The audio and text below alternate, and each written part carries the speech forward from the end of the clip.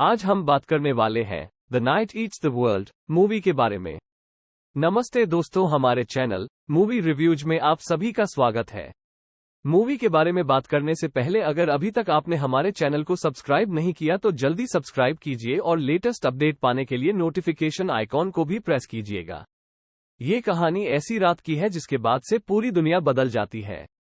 कहानी की शुरुआत में हम पेरिस में रहने वाले एक सेम नाम के लड़के को देखते हैं जो कि एक म्यूजिशियन होता है, जो कि अपनी एक गर्लफ्रेंड फेनी के घर अपना म्यूजिक किट और टेप्स लेने जाता है और वहां जाकर फेनी से अपना किट मांगता है। पर तभी वहां फेनी का कर्ट बॉयफ्रेंड मैथ्यू आ जाता है और वो उसे लेकर वहां से चला जाता है। मगर जाते टाइम फेनी सेम को वहां वेट करने के लिए कहती है तो सेम वहां बैठकर फेनी का वेट करता है। पर काफी टाइम हो जाने के बाद भी फेनी सेम के पास नहीं आती और वो अपने दोस्तों के साथ बिजी रहती है। फिर सेम खुद उसके पास जाता है और किट मांगता है तो फेनी उसे बताती है कि उसका किट तो ऑफिस में रखा हुआ है, इसलिए वो ऑफिस के लिए निकल जाता है। पर जाते टाइम पार्टी में आए एक लड़के के साथ टकरा जाता है और उसकी नाक में चोट लग जाती है। अब सेम ऑफिस में जाकर टेप ढूंढने लगता है और इस दौरान उसके नाक से खून निकलने लगता है और वो एक सोफे पर बैठ जाता है और नाक पर चोट लगने के कारण वहीं पर बेहोश हो जाता है। उसके बेहोश हो जाने के बाद हमें रूम के बाहर से लोगों के चिल्लाने की आवाज सुनाई देती है, लेकिन सेम को बेहोशी के कारण कुछ भी पता नहीं चलता है। अगली सुबह जब वो होश में आता है और वो टेप लेकर रूम से बाहर निकलता है तो वो बिल्कुल चौंक जाता है, क्योंकि बाहर सारा सामान टूटा फूटा था और ब्लड भी पड़ा हुआ था। वो रूम में जाता है और उसको सीढ़ियों की तरफ से कुछ आवाज भी सुनाई देती है और वो चेक करने के लिए जाता है तो देखता है कि सीढ़ी पर फेनी बैठी है।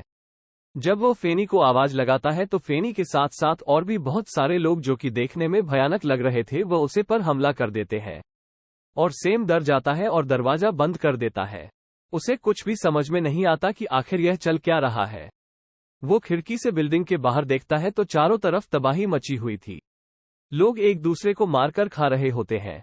नीचे एक फैमिली कार से भागने की कोशिश कर रही होती है तो वह ज़ोंबी उस पर हमला करके उन्हें खा जाते हैं और सेम ये सब देखकर डर जाता है और वहां से बाहर निकलने का सोचने लगता है। रूम के अंदर वो उन सब लोगों के कपड़े चेक करने लगता है तो उसे एक फोन मिलता है जिसमें एक वॉइस मैसेज से उसे पता चलता है कि पूरे पेरिस के लोग अब ज़ॉम्बीज में बदल चुके हैं। ये सुनकर सेम अब बहुत डर जाता है। उसके बाद वो बिल्डिंग के छत पर जाता है पर उसे पूरे शहर में चारों तरफ तबाही के अलावा और कुछ नहीं नजर आता और नीचे आकर एक रूम के फ्लो को साफ करने लगता है ताकि वो वहां रह सके। तभी उसे फ्लो के नीचे से कुछ आवाज सुनाई देती है।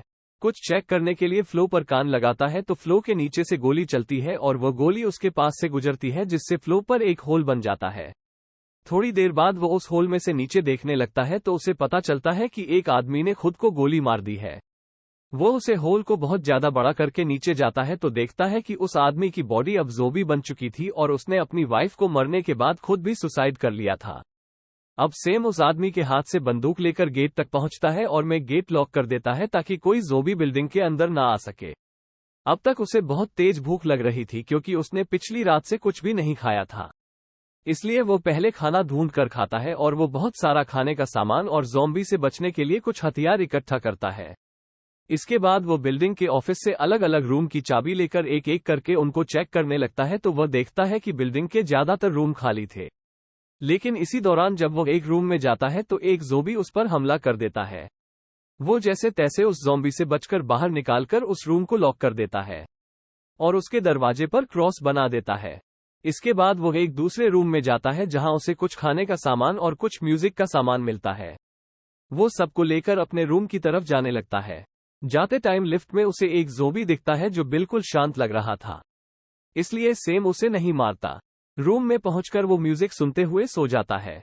अगली सुबह जब वो नीचे जाता है और बिल्डिंग से बाहर देखने पर उसे कोई नॉर्मल इंसान नजर नहीं आता, हर तरफ पर ज़ॉम्बी ही भरे हुए थे।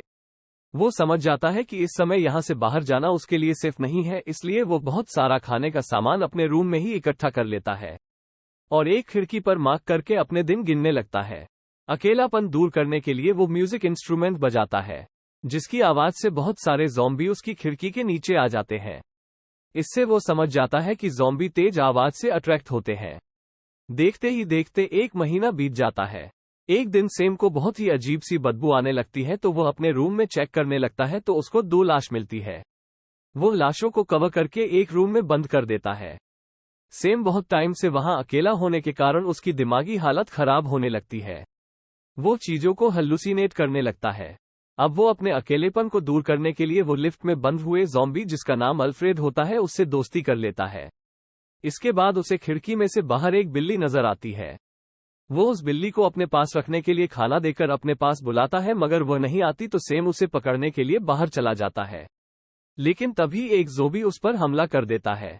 वो मुश्किल से उसे ज़ॉम्बी से बचकर घर के अंदर आता है और बाहर देखता है तो वो जो बिल्ली एक ज़ॉम्बी के पास खड़ी होती है, जिससे सेम गुस्सा हो जाता है और उस बिल्ली को शूट करके मार देता है।